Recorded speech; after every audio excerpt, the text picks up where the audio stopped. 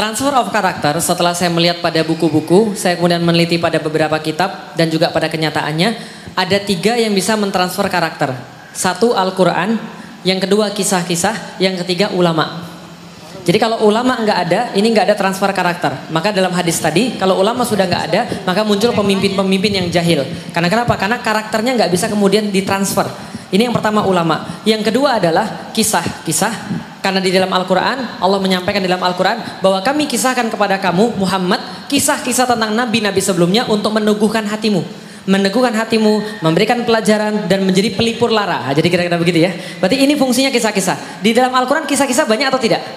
Banyak. Dan tanpa sadar, ketika kita mengisahkan pada anak-anak kita tentang satu kisah, itu masuk di sini dan akan jadi referensi berpikirnya, akan jadi referensi dalam bertindaknya.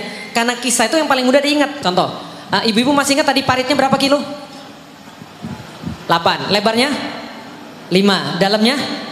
Kok bisa ingat? Karena bentuknya cerita. Bisa dipahami ya? Nah, dari tadi saya ceritain. Nah, maka kemudian kisah ini membentuk karakter. Referensi-referensi kisah itulah yang akan menjadi kemudian pembentuk karakter. Nah, jadi kalau di rumah apa yang bisa kita lakukan? 1, ibu harus kemudian membaca sirah nabawiyah, mengisahkan pada anak-anaknya tentang bagaimana Nabi itu berbuat. Baca tentang kisahnya Salahuddin, baca tentang kisahnya Muhammad Al-Fatih, baca tentang kisahnya Tariq bin Ziyad. Ceritakan pada anak-anak. Jangan sampai anak ini masuk referensi yang lain. Kalau referensi yang masuk yang lain bisa berbahaya. Contoh, yang sekarang anak-anak masuk referensi apa? Hulk, Spider-Man, Wonder Woman. Oh, mohon maaf, sebelumnya ini ada yang penting. Anda tahu Wonder Woman?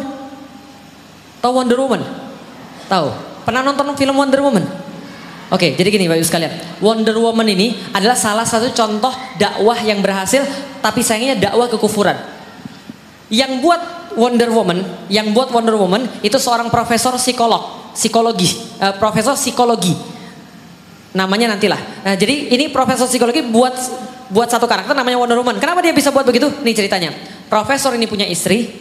Setelah dia punya istri, dia naksir sama seorang anak perempuan yang merupakan mahasiswanya. Jelas sampai di sini? Oh, itu biasa aja Ustaz, tapi nggak sampai di situ.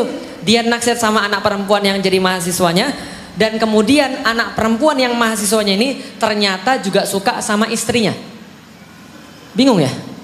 Oh sebentar, saya harus ngomong gimana caranya nih? Sebentar, jadi ini profesor, jelas ya, punya istri, punya anak mahasiswa perempuan. Ternyata dia suka sama anak perempuan ini.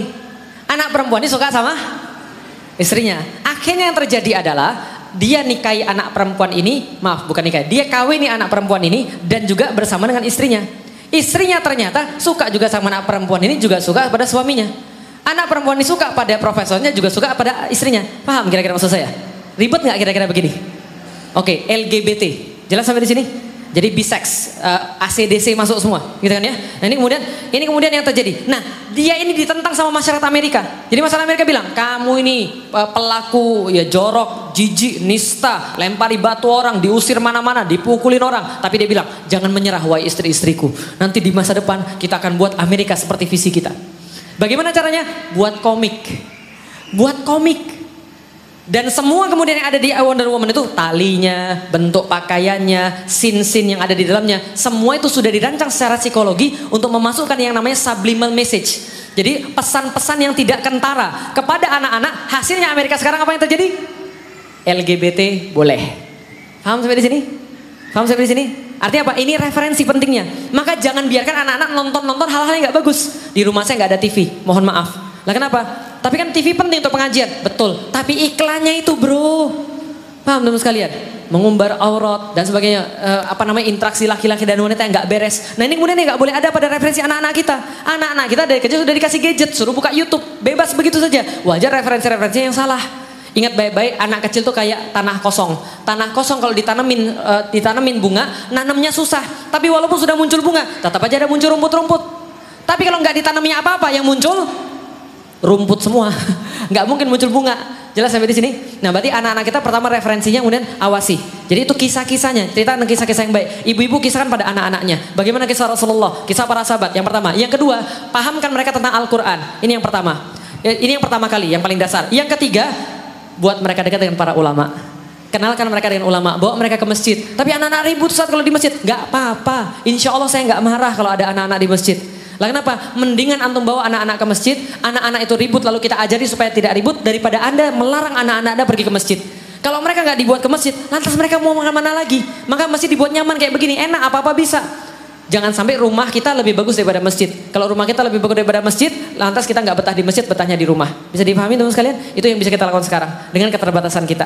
Jadi kira-kira gitu, walaupun memang sulit.